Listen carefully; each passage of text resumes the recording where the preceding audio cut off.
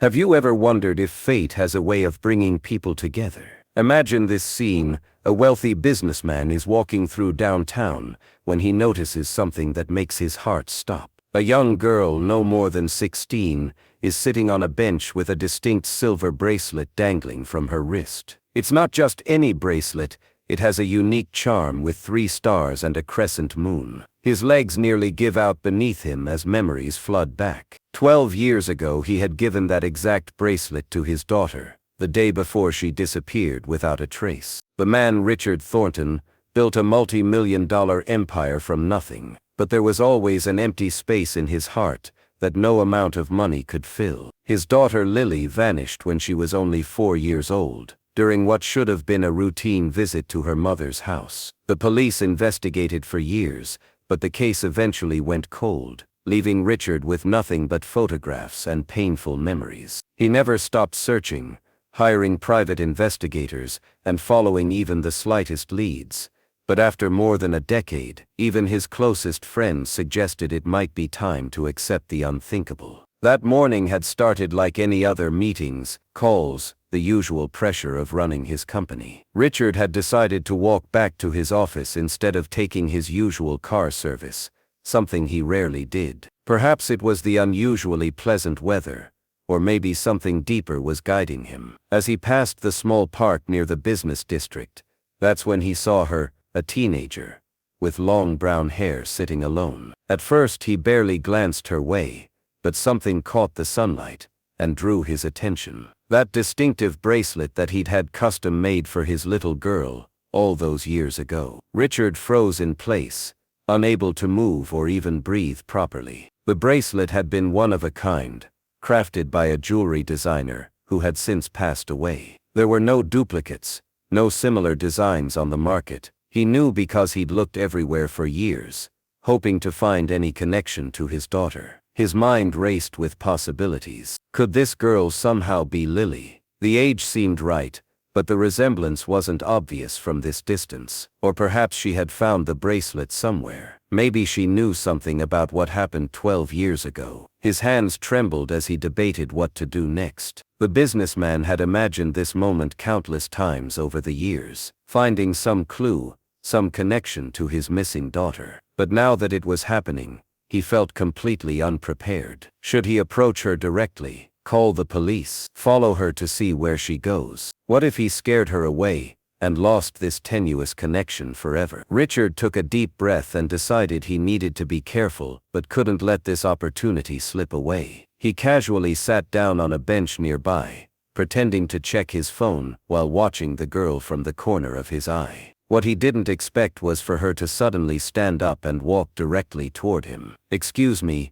do you have the time?" the girl asked, her voice soft and slightly hesitant. Richard nearly dropped his phone, trying to compose himself as he looked up at her. Up close, there was something about her eyes, a familiar shade of green, that made his chest tighten. He glanced at his watch, telling her it was just after 2 o'clock. While desperately trying to get a better look at the bracelet without being obvious. The charm was partially hidden under her sleeve, but he could see the distinctive silver stars catching the sunlight. Richard knew he had to find a way to keep her talking, to learn anything he could about who she was and where she came from. "That's a beautiful bracelet you're wearing," he said, trying to keep his voice steady, despite the hurricane of emotions swirling inside him. "It looks very unique." The girl, who had been about to walk away, paused and looked down at her wrist with a small smile. "Thank you," she replied, touching the charms gently. "I've had it since I was little. My mom says it was a gift, but she doesn't remember who gave it to me." Richard's heart pounded so hard he was certain she must be able to hear it. This was it, marked of confirmation that the bracelet wasn't just similar. It was the exact one he'd given his daughter. But he needed to be careful, not to frighten her with the intensity of his reaction. He introduced himself casually, offering only his first name, and asked if she lived nearby. Her name was Emma, she told him, and she lived with her mother in an apartment about 20 minutes away. She was waiting for her friend who worked at the cafe across the street. Each word she spoke was another piece of a puzzle Richard had been trying to solve for 12 years. But he knew he couldn't simply blurt out questions about her past or accuse her mother of something without proof. If this girl was really his Lily, something terrible had happened, and he needed to proceed with extreme caution. He couldn't risk losing her again. As they chatted, Richard noticed more details that made his suspicions grow stronger. There was a small freckle near her right eye,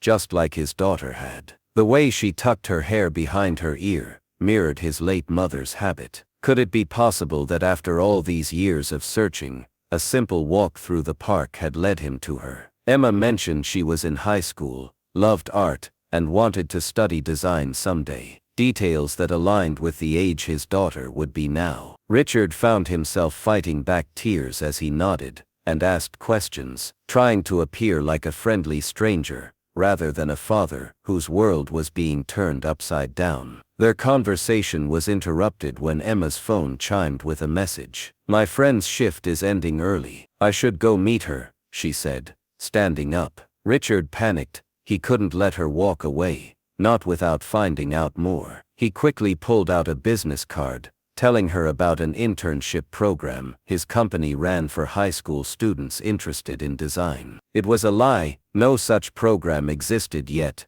but he would create one by tomorrow if needed. Emma took the card with interest, promising to look into it. As she walked away, Richard felt his hands shaking. He waited until she was out of sight before he called his lawyer, and then his most trusted private investigator. What happens next would require careful planning. That evening, Richard could barely focus as he paced around his penthouse apartment, waiting for his investigator to call with preliminary information. The few details Emma had shared were already being verified. Her high school, the neighborhood she mentioned, anything that could lead to her mother's identity. He couldn't stop thinking about the bracelet, and how it had found its way to her wrist after all these years. His ex-wife had claimed complete ignorance about Lily's disappearance, saying the child had been asleep when she checked, then simply vanished from her bedroom. The police had investigated his ex-wife thoroughly, but found no evidence of foul play or involvement in the disappearance. When his phone finally rang just after midnight, Richard grabbed it before the first ring finished. His investigator, Marcus, had worked through his network and discovered that Emma Walker lived with a woman named Claire Walker in an apartment building on the east side of the city. Claire had moved there approximately 11 years ago, claiming to be a single mother with a 5-year-old daughter. The timing aligned perfectly with when Lily disappeared. Marcus had obtained a recent photograph of Claire from social media, and Richard's blood ran cold when he saw it. The woman wasn't his ex-wife, but rather her sister Janet, Lily's aunt, who had been estranged from the family for years before the disappearance. She changed her name, Marcus explained as Richard struggled to process this information. She's been living as Claire Walker since she moved here. From what I can tell, she's worked a series of retail and administrative jobs, nothing high profile. She's kept a low profile, but there's nothing suspicious in her background as Claire. Richard sat down heavily, the room spinning around him. Janet had never shown much interest in Lily during the brief times they'd met. There had been no indication she would do something as extreme as taking the child. But now, the evidence was pointing directly at her. The bracelet, the timing, even some of the physical similarities he had noticed in Emma that reminded him of his daughter. Richard knew he needed to be strategic, not emotional. If he confronted Janet directly, or went to the police immediately, she might flee with Emma again. He needed concrete proof that Emma was really Lily, DNA evidence that would stand up in court. His lawyer had advised him on the legal complexities of the situation. Even if Emma was his biological daughter, she had been raised by Janet for 12 years. The courts would consider the psychological impact of suddenly removing her from the only mother she'd known. But first, he needed to confirm his suspicions beyond any doubt, and he needed to find out why Janet had taken his daughter. As dawn broke, Richard had formulated a plan. He would create the design internship program he'd mentioned to Emma, ensuring it was legitimate and above board. He would invite her to interview, which would give him an opportunity to collect DNA evidence discreetly, perhaps from a water bottle or utensil. Once he had confirmation, he would involve the authorities with his lawyer present every step of the way. What remained a mystery was Janet's motive. Had she taken Lily out of some misguided belief that she could provide a better home? Was it an act of revenge against her sister, or Richard himself? Whatever the reason, if Emma was truly his daughter, he was determined to reconnect with her carefully, putting her emotional well-being first. 3 days later, Emma called the number on Richard's business card, inquiring about the internship. Richard had worked tirelessly to establish a real program, complete with other high school participants, to ensure everything appeared legitimate. He arranged for her interview the following week, then immediately called Marcus with an update. The investigator had been discreetly observing Janet's movements and building a profile of their lives. Emma attended the public high school she'd mentioned, got good grades, and seemed to have a normal teenage life. Janet worked as an office manager at a local dental practice, kept to herself, and rarely socialized outside of a small circle of friends from her neighborhood. When Emma arrived for her interview, Richard had to use every ounce of self-control not to stare at her or show the emotional turmoil he was experiencing. He had arranged for his assistant to conduct most of the interview, while he observed, asking occasional questions about her interest in design. Throughout the meeting, he noticed more similarities. The way she gestured with her hands when excited was exactly like his mother had done. Her laugh was hauntingly familiar. When offered water in a paper cup, Emma drank and left it behind when she departed, giving Richard exactly what he needed for the DNA test. The sample was immediately sealed and delivered to a private laboratory, where results would be expedited. 2 agonizing days later, Richard received the call he'd been both hoping for and dreading. The DNA comparison was conclusive. Emma Walker was without any doubt his biological daughter Lily. He sat alone in his office for hours after receiving the news, tears streaming down his face as emotions overwhelmed him. She was alive, she was healthy, she was thriving, but she had no idea who she really was, or that the woman raising her had stolen her from her real family. The report from his lawyer outlined the complex legal battle ahead, but Richard was prepared to fight with everything he had. First, though, he needed to understand why Janet had taken his daughter. After careful consideration, Richard decided on a direct approach with Janet, rather than immediately involving the police. His lawyer advised against this, but Richard insisted that understanding her motives might help ease the transition for Emma. He arranged to meet Janet at a quiet cafe, not telling her what it was about, only that it concerned Emma and a potential opportunity. When Janet arrived, she didn't recognize him at first.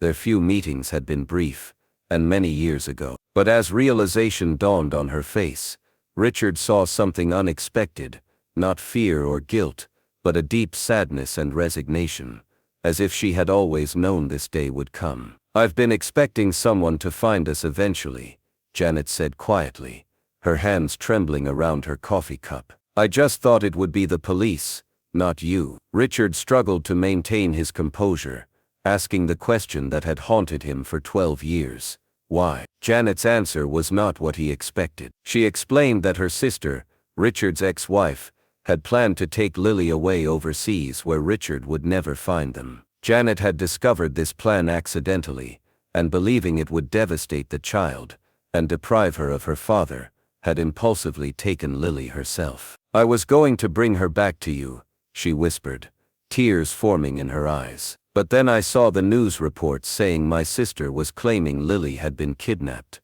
and she was pointing the finger at you." Janet's story continued, each word adding another layer to the tragedy that had unfolded 12 years ago. She explained that she had panicked after taking Lily, realizing too late the magnitude of what she'd done. Her original plan to return the child to Richard had fallen apart when the media frenzy painted him as a potential suspect. Janet feared that coming forward would result in her imprisonment, and Lily being returned to her sister, which she still believed would be harmful to the child. So she had run, changed their names, and started a new life, far from anyone who might recognize them. The bracelet had been the one thing she couldn't bear to take away from the little girl, who had cried for it when it was removed. "She doesn't know anything about her past," Janet admitted, wiping away tears. "I told her that her father had died before she was born. I know it was wrong, but it became harder to tell the truth with each passing year." Richard listened,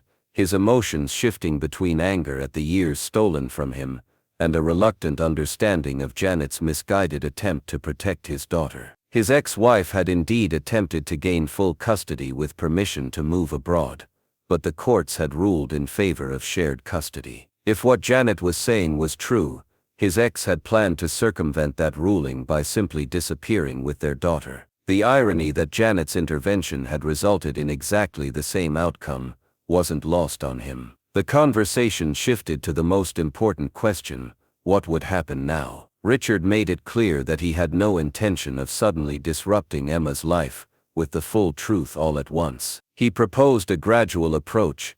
He would continue to mentor her through the internship program, building a relationship before any revelations were made. Janet was understandably fearful of legal consequences, but Richard assured her that his primary concern was Emma's well-being. He didn't mention that his lawyer was already negotiating with the district attorney's office for a deal that would consider Janet's cooperation and the unusual circumstances of the case. "She talks about the internship constantly," Janet said with a sad smile. "She's so excited about the opportunity. She's always been artistic, just like..." Her voice trailed off, but Richard finished the thought, "just like my mother." For a moment they shared a connection through their mutual love for the girl who linked them together. Richard showed Janet photos on his phone, his mother's paintings, his own sketches from college before he entered the business world. "She inherits it from both sides of the family," he said softly. Janet nodded, tears sliding down her cheeks as she seemed to absorb for the first time the magnitude of the family connections she had severed. As they prepared to part ways, Richard handed Janet his private number, asking her to think about the best approach for Emma. He made it clear that while he wouldn't rush the process, he was unwavering in his determination to reconnect with his daughter properly. "She deserves to know who she really is," he said firmly. "And I deserve to be her father again." Janet didn't disagree, though the fear never quite left her eyes. As Richard watched her walk away, he felt a complex mixture of emotions. The anger hadn't disappeared, but it was now accompanied by a tentative hope. For the first time in 12 years, he allowed himself to truly believe that his daughter might come back into his life. Over the next few weeks, Emma thrived in the internship program. Richard arranged for her to work directly with the design team twice a week after school, where her natural talent quickly impressed everyone. He kept his distance initially, observing from afar and receiving regular updates from the team leader. When they did interact, it was brief and professional, though each encounter left Richard emotionally drained from the effort of maintaining his composure. He learned that Emma loved classical music, preferred sketching with charcoal, and had a quick, subtle sense of humor that reminded him so much of himself that it was sometimes painful to witness. Janet kept her word, meeting with Richard regularly to discuss their developing plan. She provided him with photo albums documenting Emma's childhood, first steps, school plays, birthdays, years of memories he had missed. Each image was both a gift and a reminder of what had been stolen from him. In return, Richard shared stories of his own family history, information that Janet would gradually introduce into conversations with Emma. They agreed that before any revelations about her true identity, Emma needed to develop a genuine connection with Richard that would help cushion the eventual shock of the truth. The opportunity for a deeper connection came unexpectedly when the design team was working on a new children's hospital wing that Richard's company was funding. Emma had created a concept that captured everyone's attention, a series of interactive murals that would change as children approached them, creating a magical distraction during what could be frightening hospital visits. When the team leader suggested Emma present her idea directly to Richard, she was nervous but excited. The presentation was scheduled for a Friday afternoon, and Richard spent the entire morning preparing himself emotionally for this significant interaction with his daughter. Emma's presentation was confident and thoughtful, revealing an empathy and maturity that made Richard incredibly proud. When she explained that she'd been in the hospital frequently as a small child for asthma treatments, and knew how scary it could be, Richard made a mental note to request her medical records from Janet. As Emma concluded her presentation, Richard asked questions that led her to expand on her ideas, watching as her initial nervousness transformed into passionate enthusiasm. The design team applauded when he approved her concept for immediate development. But what truly moved him was the look of pure joy on Emma's face. A look he remembered from when Lily was small. After the meeting, Richard took a risk and asked Emma if she'd like to get ice cream to celebrate her success. A tradition he'd had with Lily for every accomplishment, no matter how small. To his delight, she accepted, and they walked to a nearby shop where Richard had to stop himself from ordering her childhood favorite. Strawberry with chocolate sprinkles. Without asking, as they talked about the project, Richard carefully steered the conversation toward her interests and aspirations. When Emma mentioned wanting to visit Paris someday to see the art museums, Richard nearly choked on his ice cream. Taking Lily to the Louvre had been a promise he'd made to her just days before she disappeared. As summer approached, Emma's internship was set to conclude, but Richard had already arranged for it to be extended indefinitely. She had become a valuable part of the design team, and no one questioned the CEO's interest in nurturing young talent. Richard and Janet continued their careful planning, with input from both legal advisors and a child psychologist specializing in family reunification. The consensus was that Emma should be told the truth soon, before she became too emotionally invested in her relationship with Richard, without understanding its true nature. The weight of the secret was becoming increasingly difficult for both adults to bear, particularly as Emma began to comment on similarities she noticed between herself and Richard. "It's weird," she told Janet one evening, after returning from the office. "Sometimes when Mr. Thornton laughs, it sounds exactly like me." Janet had called Richard immediately after Emma went to bed, both recognizing that such observations would only increase. They decided that the following weekend would be the time to begin the process of revealing the truth. The plan was delicate. Janet would first tell Emma that Richard had something important to discuss with her, then bring her to Richard's home where they would both explain the situation together. The psychologist would be available immediately afterward to help Emma process the shocking information. The night before the planned revelation, Richard barely slept. He wandered through his apartment, pausing in the room he had maintained for Lily all these years, updated periodically as she would have grown. What had once been a little girl's room with a canopy bed and stuffed animals had evolved into a space appropriate for a teenager, with an art desk by the window that overlooked the city. He wondered if he was making a mistake having this room ready. Perhaps it would overwhelm Emma to see such physical evidence of his waiting for her. After much thought, he decided to lock the room, allowing Emma to set the pace for exploring her past. Saturday morning arrived with a clarity that seemed almost cruel, given the emotional turmoil ahead. Richard received a text from Janet saying they were on their way, and he felt his heart racing as he made final preparations. He had selected photos of Lily as a small child, newspaper clippings about her disappearance, and the police reports that documented his relentless search. He also had the DNA test results, though he hoped they wouldn't be necessary to convince Emma of the truth. Most importantly, he had the original box that had contained the bracelet she still wore, a small silver case with her initials, LMT, Lily Margaret Thornton. When the doorbell rang, Richard took a deep breath before answering. Emma stood beside Janet, looking confused and slightly anxious. "Mom says you have something important to tell me,"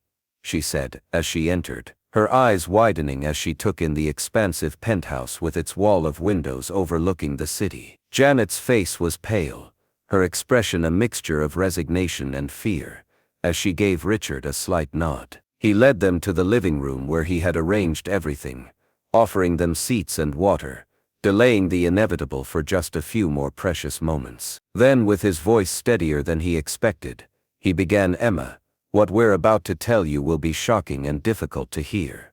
But I want you to know that everything we've done, both of us, has been out of love for you." Emma listened in stunned silence as Richard carefully explained who he was, showing her photographs of herself as a small child named Lily. Janet sat beside her, holding her hand and confirming the unbelievable story through her tears. At first, Emma shook her head in disbelief, looking between the two adults as if waiting for them to admit it was an elaborate joke. But as Richard continued, showing her news articles about her disappearance and the matching bracelet box with her initials, the color drained from her face. "This can't be real," she whispered, pulling her hand away from Janet's. "You're saying my whole life has been a lie, that you kidnapped me." The accusation was directed at Janet, whose composure finally broke as she tried to explain her actions. "I thought I was protecting you," Janet sobbed, reaching for Emma, who recoiled from her touch. "Your mother, my sister, was going to take you away where your father would never find you. I couldn't let that happen to either of you." Emma stood abruptly, pacing the room as she tried to process the revelation. Richard wanted desperately to comfort her, but knew she needed space. "Where is she then?" Emma demanded. "My real mother, why isn't she here?" Richard explained gently that his ex-wife had remarried and moved abroad years ago, eventually giving up the search when all leads went cold. This seemed to hit Emma particularly hard, the knowledge that her biological mother had stopped looking for her. The next hour passed in a blur of questions, tears and long silences as Emma tried to make sense of her shattered reality. The psychologist Richard had on standby was called in, providing a neutral presence that seemed to help Emma articulate her thoughts more clearly. "I don't even know what to call myself," she said at one point, looking down at the bracelet that had unknowingly connected her to her past all these years. "Am I Emma, or Lily?" Richard assured her that her identity was hers to define, regardless of her name. What mattered was that she now had access to the truth, and could make her own decisions moving forward. As evening approached, Emma made an unexpected request. She wanted to see her room, the one Richard had mentioned maintaining for her all these years. He hesitated, concerned it might be too much too soon, but the psychologist nodded encouragingly. Leading Emma down the hallway, Richard unlocked the door with trembling hands. The room was exactly as he had left it, a space designed for the teenage daughter he had never stopped hoping would return. Emma stood in the doorway for a long moment before slowly entering, her fingers trailing over the art supplies, the bookshelves, the photographs on the wall of a family she couldn't remember. "You never gave up," she said quietly, turning to face Richard with tears streaming down her face. That moment marked a turning point, not a resolution, but the beginning of a long and complex healing process. Emma decided she needed time away from both Richard and Janet to process everything. She asked to stay with her best friend's family temporarily, a request both adults reluctantly honored under the psychologist's guidance. The legal implications were put on hold while Emma's emotional well-being took priority. Richard arranged for continued therapy sessions, and assured Emma that whatever she decided about her future, her name, where she wanted to live, how much contact she wanted with either of them, he would support her choice. As he watched her leave with her hastily packed belongings, Richard felt both heartbroken and hopeful. His daughter had been found, but the journey to truly reunite with her was just beginning. 2 weeks passed with minimal contact from Emma. The psychologist provided updates after their sessions, assuring both Richard and Janet that while Emma was understandably struggling, she was processing the situation remarkably well. She was researching child abductions, reunification stories, and had even joined an online support group for people who discovered unexpected truths about their identities. Richard respected her space, but sent a brief text each morning, just to let her know he was thinking of her. Janet had been advised to give Emma more distance, given the immediate sense of betrayal Emma felt toward the woman she had always called mother. On a rainy Sunday afternoon, Richard received an unexpected text from Emma, asking if she could come over. He replied immediately, fighting the urge to pepper his response with too many questions or emotions. When she arrived, she looked different somehow, more mature than she had just weeks ago, as if the knowledge of her true history had aged her. She asked to see photo albums of her early childhood, the years she couldn't remember. Richard had them ready, having anticipated this request eventually. They sat together on the couch as he turned pages, telling stories behind each image, watching Emma's face for signs of recognition or distress. There were none of the former, but thankfully few of the latter. "I've decided something," Emma said, after they had gone through 2 albums. Richard braced himself, prepared to accept whatever boundaries or decisions she had made. "I want to know who I am. All of me. Not just Emma Walker, or Lily Thornton, but everything in between." She explained that she had been thinking about her identity constantly, trying to reconcile the person she knew herself to be with this new information about her origins. She didn't want to choose between her past and present, but wanted to integrate them somehow. Richard nodded, relieved that she was approaching the situation thoughtfully, rather than reactively, a maturity beyond her 16 years. Emma had practical requests. She wanted copies of her early medical records, information about her birth, and stories about her extended family. She also wanted to know more about Richard, not just as her biological father, but as a person. What had driven him to build his company? What were his values and beliefs? What mistakes had he made and learned from? Richard answered every question honestly, recognizing that Emma was assessing not just her history, but the character of the man asking to be part of her future. When she asked about her biological mother, Richard was equally truthful, describing both the good and difficult aspects of his former marriage, careful not to demonize a woman who was, after all, half of Emma's genetic makeup. As evening approached, Emma finally broached the subject Richard had been both hoping for and dreading. "I've been thinking about living arrangements." She paused, gathering her thoughts before continuing. "I'm not ready to live here full-time, but I'm not comfortable going back to Janet's apartment either." She proposed a compromise. She would split her time between Richard's home and her friend's family for the remainder of the school year, giving herself time to adjust gradually. Richard agreed immediately, relieved that she wanted any connection at all. As Emma prepared to leave, she hesitated by the door, then reached out and hugged Richard briefly. It was their first physical contact since the revelation, and though it lasted only seconds, Richard felt something shift fundamentally between them, a tentative bridge forming over the chasm of lost years. The transition began cautiously, with Emma spending weekends at Richard's apartment while continuing to stay with her friend's family during the week. Janet had moved temporarily to a hotel, giving Emma space while remaining available whenever her daughter felt ready to talk. The legal situation remained complex. Prosecutors were hesitant to pursue charges against Janet, given the unique circumstances, and Emma's expressed desire not to see her punished. Richard's lawyers worked tirelessly to formalize his parental rights, while respecting Emma's need for a gradual adjustment. The media had not yet caught wind of the extraordinary reunion, a blessing that everyone knew couldn't last indefinitely. Emma's first weekend staying at Richard's apartment coincided with her birthday, her 17th, or what would have been celebrated as such. The date on her falsified birth certificate was actually 3 months after her real birthday, a detail that seemed to particularly bother her. "My whole life I've been celebrating on the wrong day," she said over breakfast that Saturday. Richard hesitated, then asked if she would like to acknowledge her actual birth date with a small celebration. To his surprise and delight, Emma agreed. They spent the day together, not with an elaborate party,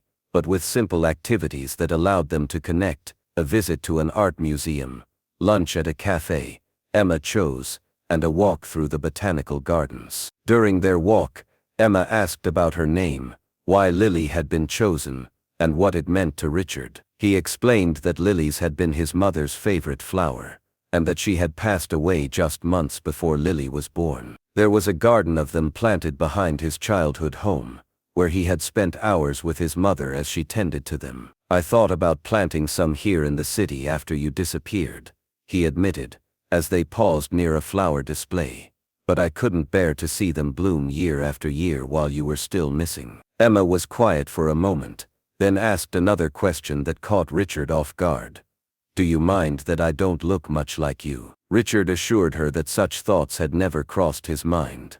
He could see elements of himself in her expressions, her mannerisms, and most definitely in her artistic talent and determination. He pointed out that she had his mother's eyes and hands, pulling up an old photograph on his phone to show the similarity. As they continued walking, Emma shared that she had been researching nature versus nurture, trying to understand which parts of herself came from genetics, and which from her upbringing. "I keep catching myself doing things and wondering where they came from," she explained. "Like when I organize my colored pencils by temperature instead of color wheel. Is that something I got from you or from Janet?" Richard had no easy answers but appreciated her willingness to explore these questions with him. That evening, Richard presented Emma with a small package, not wrapped as a gift but placed in a simple box. Inside was a silver necklace with a pendant that complemented her bracelet, featuring the same stars but in a different arrangement. "I had this made years ago,"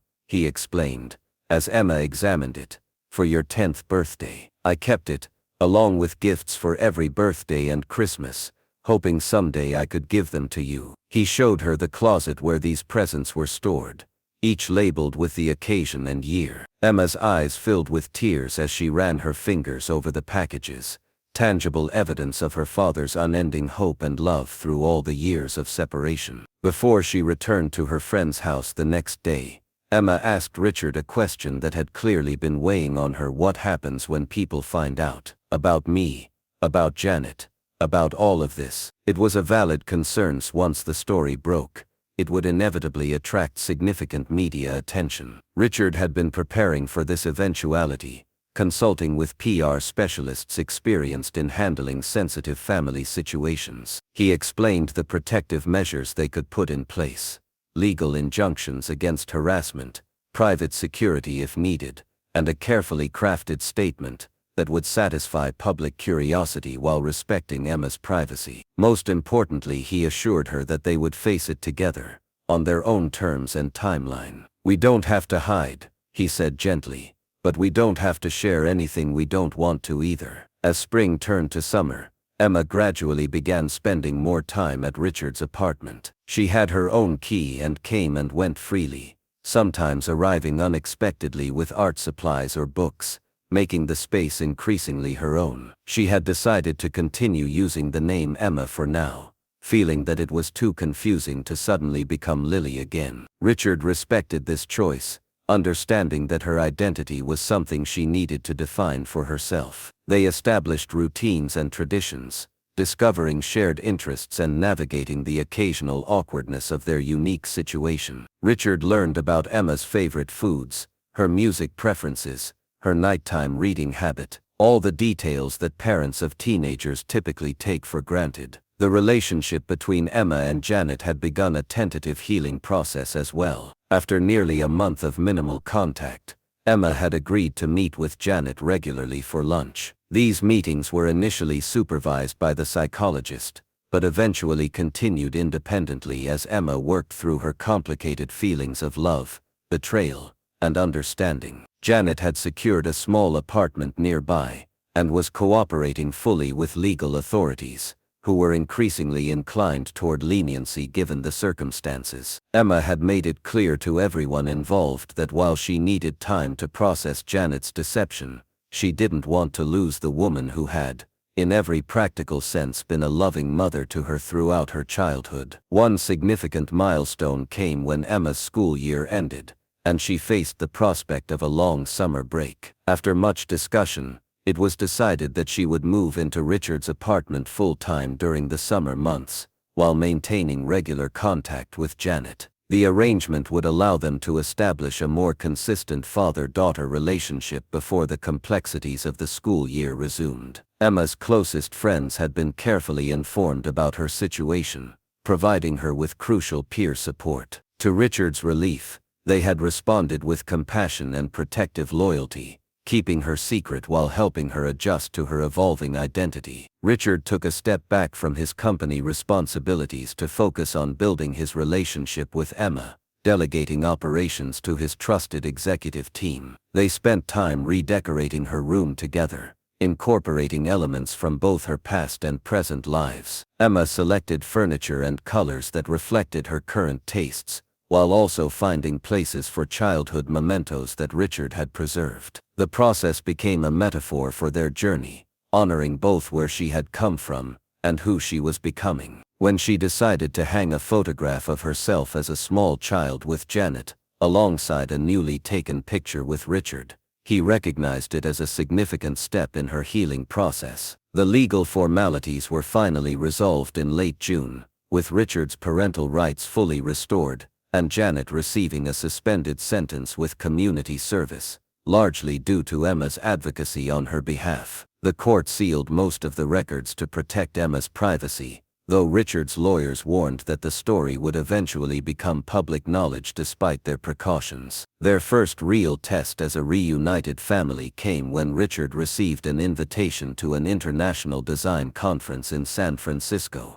The timing aligned perfectly with Emma's summer break, and he tentatively suggested she might accompany him on the trip. To his delight, she agreed enthusiastically, seeing it as an opportunity to explore her growing interest in design, while also experiencing their first journey together. The preparations brought unexpected moments of connection, shopping for appropriate clothes for the conference events, discussing which tourist attractions they wanted to visit, and Emma's amusing discovery that they shared the same methodical approach to packing suitcases. The flight to San Francisco marked Emma's first time on an airplane, a fact that stunned Richard and highlighted how much of her life experience had been limited by Janet's need to maintain a low profile. As the plane took off, Emma gripped the armrests tightly, her excitement mingled with nervous energy. Richard found himself sharing stories of his own first flight, his business travels around the world,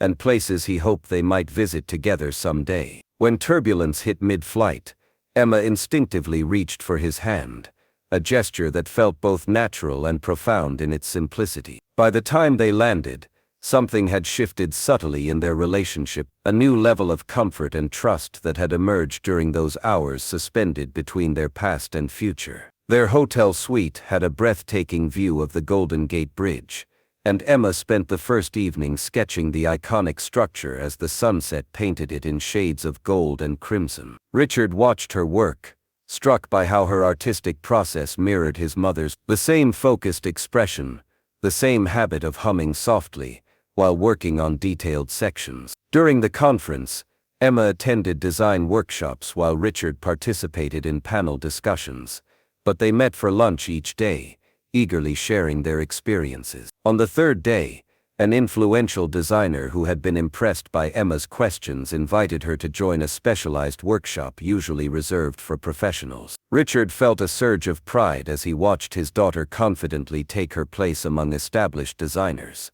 her talent transcending her age and experience. The evenings were spent exploring the city, riding cable cars, visiting Fisherman's Wharf, and sampling local cuisine at restaurants. Richard had researched carefully, knowing this trip would become a foundational memory in their new relationship. During a walk through Golden Gate Park, Emma brought up a subject they had largely avoided: her biological mother. "Do you think she ever regretted stopping the search for me?" she asked as they paused near a pond. Richard considered his answer carefully, wanting to be honest without coloring Emma's perception unnecessarily. He explained that his ex-wife had grieved deeply but differently, eventually concluding that continuing to search was preventing her from healing. "People cope with loss in different ways," he said gently. "Her choice to move forward doesn't mean she didn't love you." On their final night in San Francisco, they stood looking out at the city lights from their hotel balcony,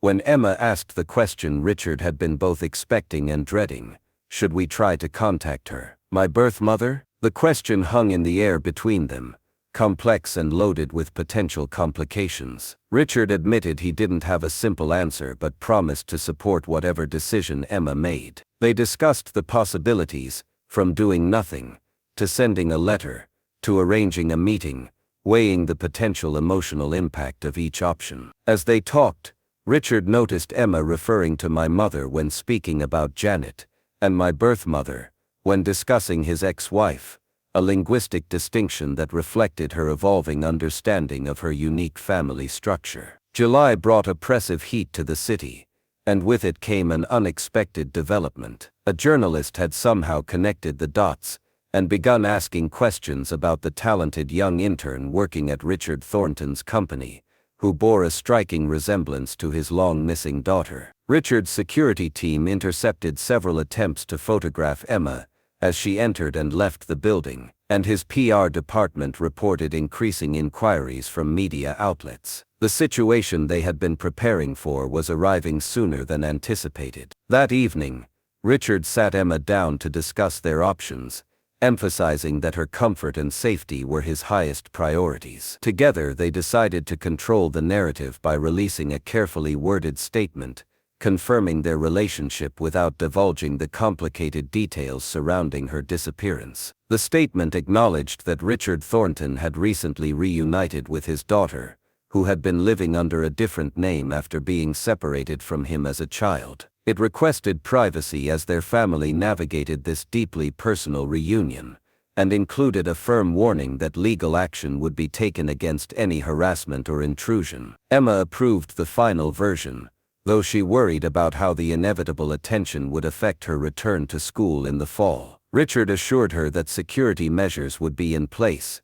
and that they would face whatever challenges arose together. He was amazed by her resilience, as she considered the practical implications rather than becoming overwhelmed by the prospect of public scrutiny. As predicted, the story broke across multiple news outlets the following day. Satellite trucks appeared outside Richard's building, and social media buzzed with speculation about the mysterious circumstances surrounding the reunion. Emma's friend's family reported journalists attempting to contact them, and Janet received numerous calls despite her unlisted number. Richard's legal team worked overtime filing injunctions and cease and desist orders against particularly aggressive outlets, while his security personnel maintained a protective perimeter around both his apartment and Janet's new residence. Through it all, Emma displayed remarkable composure, though she opted to remain indoors for several days, as the initial frenzy peaked. When the media attention showed no signs of abating after a week, Emma surprised Richard by suggesting they give a single interview to a respected journalist,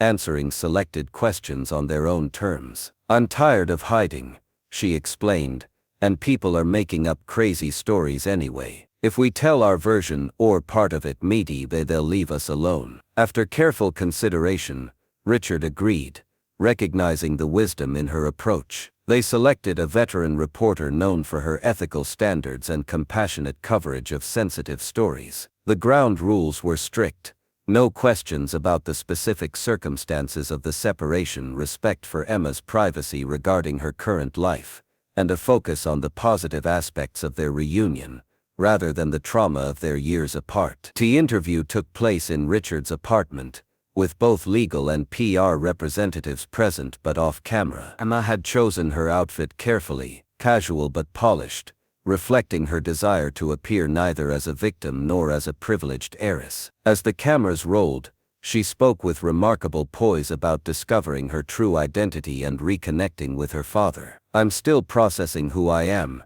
she said when asked about how she was adjusting. "I have 16 years of memories and experiences that are real and valid, and now I'm adding new understanding about my origins. It's complicated, but I'm fortunate to have supportive people helping me navigate it." Richard, watching her thoughtful responses, felt a new dimension of pride in the remarkable young woman his daughter had become, despite and perhaps because of the unusual path her life had taken. The interview strategy proved effective, satisfying public curiosity enough that the more reputable media outlets backed off, though tabloids and gossip sites continued to speculate about the missing details of the story. As July progressed, Emma began venturing out more frequently, gaining confidence in handling the occasional recognition from strangers. Richard's security team maintained a discreet presence, intervening only when necessary. They developed codes and protocols for different situations, empowering Emma to signal when she needed space or support. Richard observed with admiration how quickly she adapted to this new reality, finding balance between acknowledging her public identity and protecting her private self. Emma's relationship with Janet continued to evolve during this period. The public attention had been particularly difficult for Janet, who faced harsh judgment from strangers, unaware of the complex circumstances behind her actions. Emma visited her regularly, these meetings now taking place at Richard's apartment where security could be better maintained. During one such visit, Emma proposed a solution that surprised both adults. She wanted Janet to join them for dinner once a week, establishing a new family dynamic that acknowledged all the complicated relationships between them. "I don't want to choose between you," she explained. "I want to find a way for both of you to be part of my life." The first such dinner was understandably tense, with conversation remaining carefully polite and focused primarily on Emma. But as the weeks passed, these gatherings developed their own rhythm and authenticity. Janet and Richard found common ground in their shared concern for Emma's well-being, and occasionally even in their similar tastes in music or books. Emma observed these interactions closely, sometimes facilitating conversation when it faltered, other times simply witnessing the gradual thawing between two people who had been connected and divided by her existence for so many years. It wasn't perfectly harmonious, but it was functional and genuine, a unique family configuration forming from the fragments of a broken past. August brought the need for practical decisions about the upcoming school year. Emma had been attending a public high school under her assumed name, but her identity was now public knowledge, presenting both logistical and social challenges for her return. After numerous discussions with school administrators, counselors, and of course Emma herself, Richard presented several options: continuing at her current school with additional security measures, transferring to a private school accustomed to high-profile students, or exploring alternative education approaches like private tutoring combined with specialized art programs. Emma considered each possibility carefully, weighing her desire for normalcy against the reality of her changed circumstances. Her decision revealed much about her character and priorities.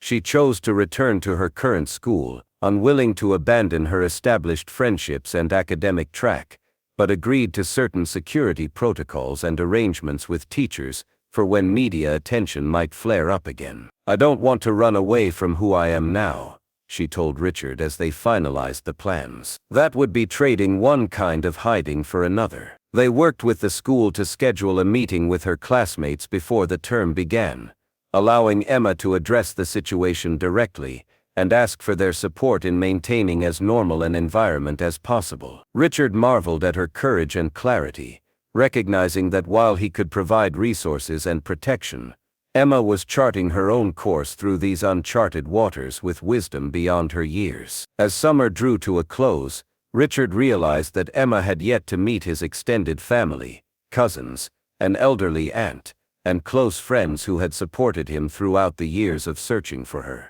After discussing it with Emma, they planned a small gathering at his apartment, carefully selecting people who had been significant in Lily's early life, and who Richard trusted completely to respect Emma's boundaries. The guest list was deliberately kept small, with attendees briefed beforehand about appropriate topics and how to approach the reunion with sensitivity. Even so, Richard worried about overwhelming Emma, and arranged with Janet to be available by phone if Emma needed additional support during the event. The afternoon of the gathering, Richard found Emma in her room, unusually quiet as she prepared. "Are you nervous?" he asked, sitting beside her on the edge of her bed. She nodded, admitting that while she wanted to meet these people who represented her history, she was afraid of disappointing them somehow. "They've been waiting for Lily for 12 years, she explained, "but I'm not exactly her anymore." Richard took her hand, assuring her that everyone coming understood that she was now her own person with her own identity, formed through years of experiences they hadn't shared.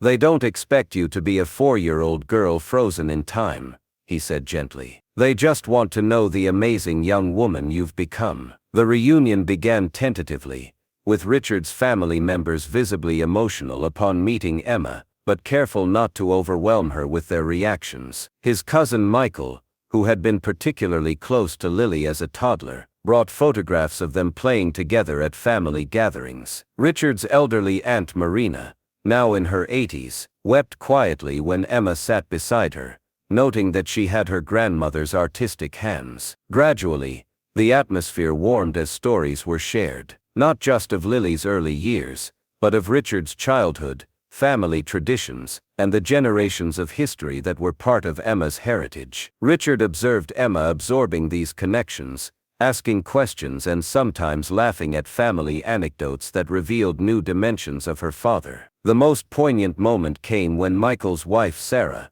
who had only joined the family after Lily's disappearance, presented Emma with a quilt she had made. Each square contained a symbol representing a different family member or significant moment in the Thornton family history, with a special square in the center featuring a lily flower, intertwined with stars reminiscent of Emma's bracelet. "We've been adding to this family quilt for generations," Sarah explained, "and your square has always been here waiting for you to come home and continue the pattern." Emma ran her fingers over the intricate stitching, visibly moved by this tangible representation of her place in a continuity she was only beginning to understand. As the gathering drew to a close, Richard's Aunt Marina took Emma's hands in her weathered ones, looking into her face with remarkable clarity, despite her advancing years. "You know," she said softly, "when people get as old as I am, they learn that family isn't just about blood or names, or even shared memories. It's about who chooses to belong to each other through all the changes life brings." Emma nodded,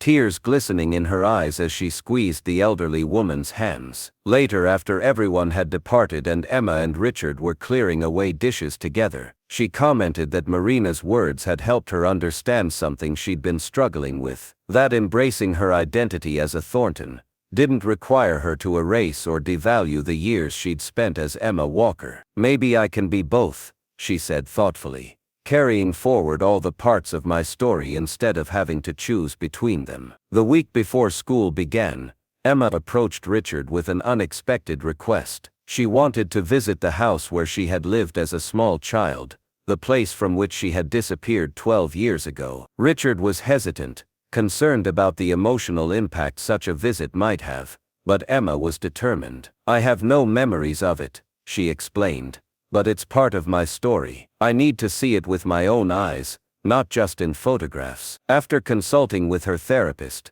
who supported the idea as potentially beneficial to Emma's integration process, Richard arranged the visit. The house had been sold years ago when Richard could no longer bear living surrounded by reminders of his loss, but he had maintained a cordial relationship with the new owners, who agreed to allow a brief visit when they would be away. The drive to the suburban neighborhood was quiet, Emma gazing out the window with unusual intensity, as she tried to connect with a past beyond her conscious memory. As they pulled into the driveway of the colonial-style home, Richard found himself flooded with memories, both painful and precious. He pointed out the maple tree where they had hung a swing, the garden where they had planted sunflowers together, the window of her bedroom where he had read her stories each night. Emma listened silently, absorbing these details of her early life while showing no signs of recognition. It wasn't until they entered the backyard that something changed.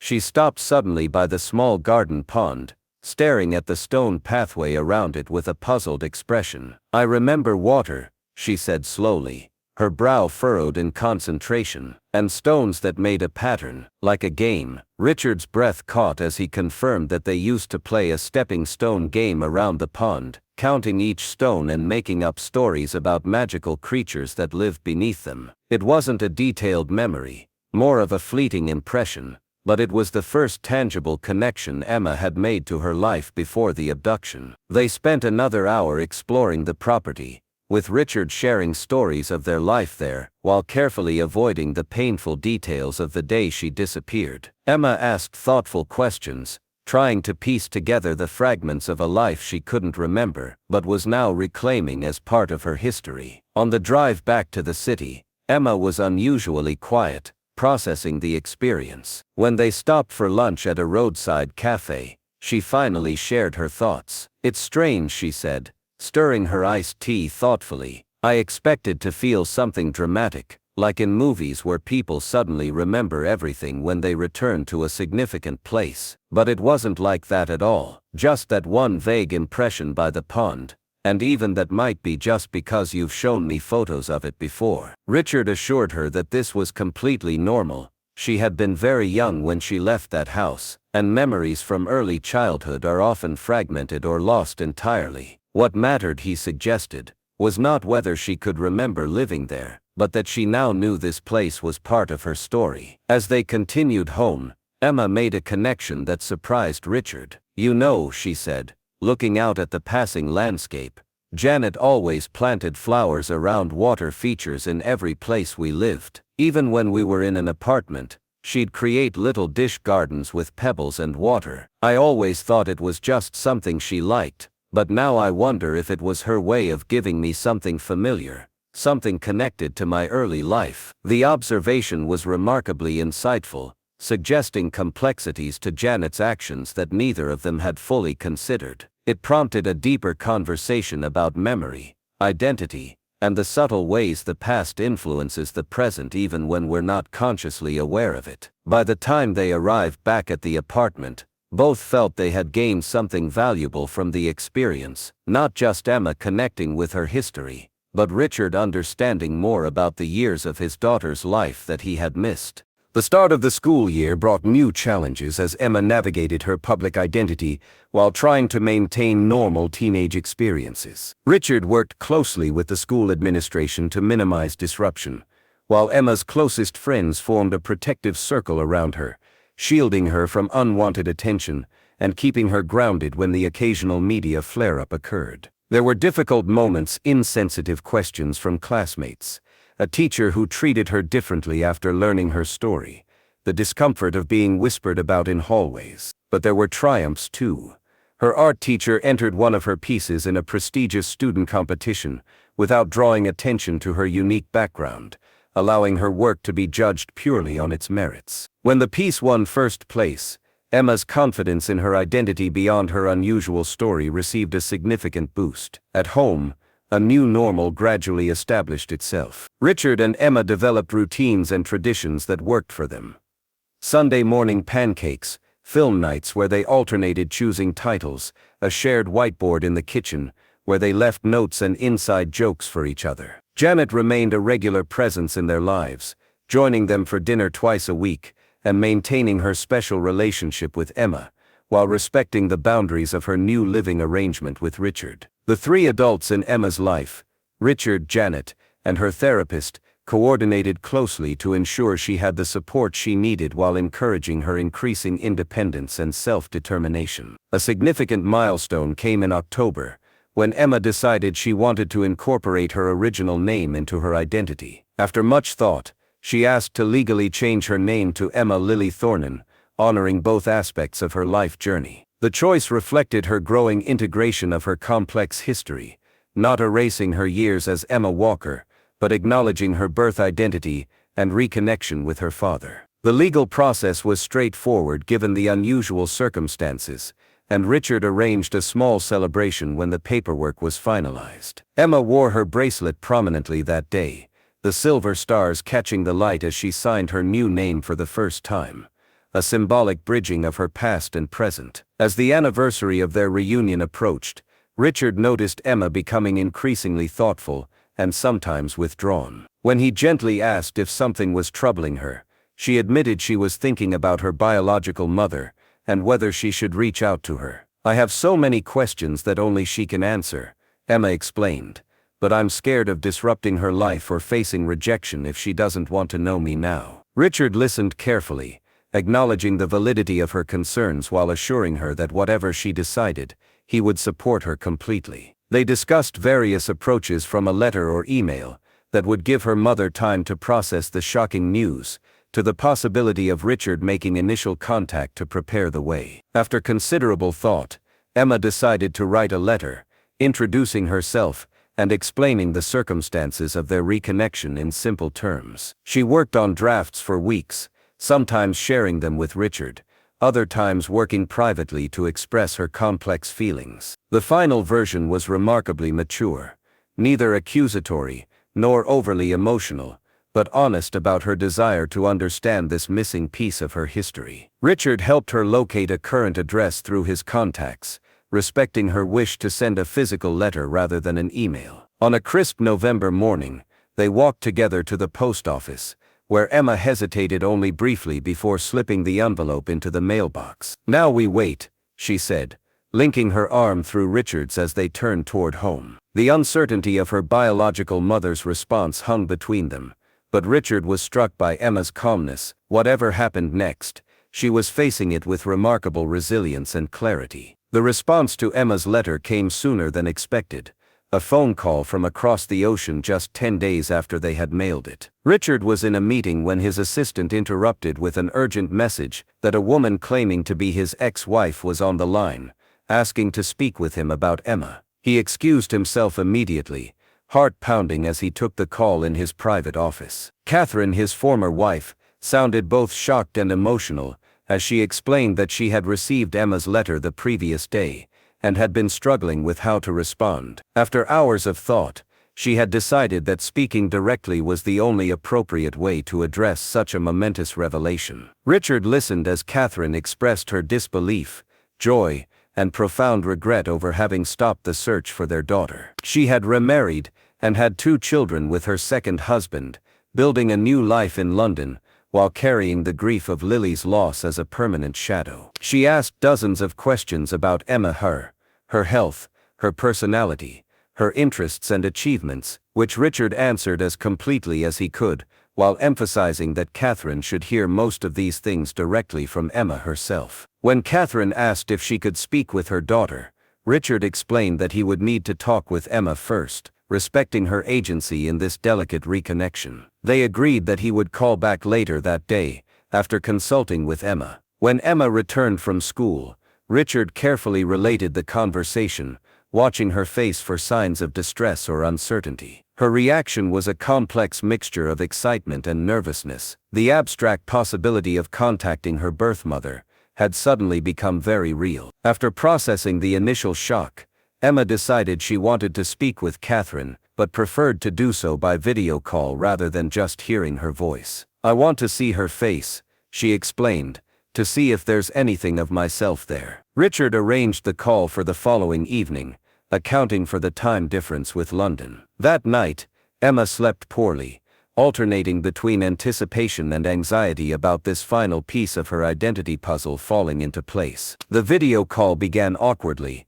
with both Emma and Catherine staring at each other in wonder, searching for resemblances and connections across the years and miles that had separated them. Richard stayed nearby at Emma's request, providing silent support while allowing the conversation to unfold naturally between mother and daughter. Catherine explained her version of events surrounding the separation, confirming that she had indeed planned to take Lily abroad against court orders, driven by fear and a misguided belief that it was best for her child. She had never suspected her own sister of taking Lily, instead believing for years that Richard might have been involved despite police clearance. The pain and regret in her voice was evident as she acknowledged the terrible consequences her planned actions had triggered. As the conversation continued, Emma's initial reserve gradually melted as she found unexpected connections with this stranger, who was nonetheless part of her biological heritage. They discovered shared interests in classical music and literature,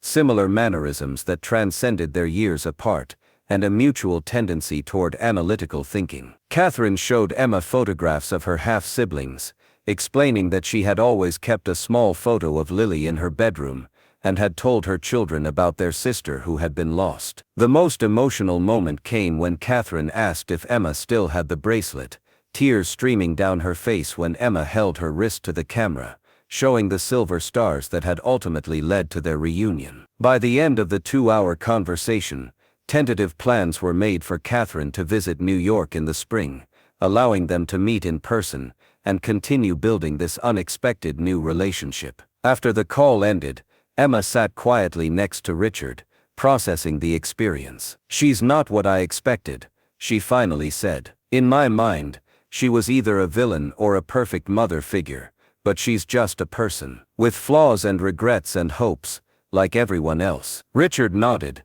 acknowledging the wisdom in Emma's observation. The mythic figures that had populated the story of her origins, the heartbroken father, the kidnapping aunt, the abandoning mother, were being replaced by complex human beings, whose actions, however misguided, had stemmed from love, fear, and their own unresolved pain. As Emma leaned against his shoulder, Richard realized that this understanding represented perhaps the most significant step in her healing journey. The ability to see the full humanity in all the adults who had shaped her life, without the need for simple heroes or villains in her narrative. Life's most profound lessons often emerge from our greatest challenges, don't they? The journey we've witnessed between Richard and Emma reminds us that family bonds transcend time, distance, and even identity itself. What began with a chance encounter and a silver bracelet blossomed into a story of healing, forgiveness, and rediscovery that will continue long after our time together ends. The question now becomes,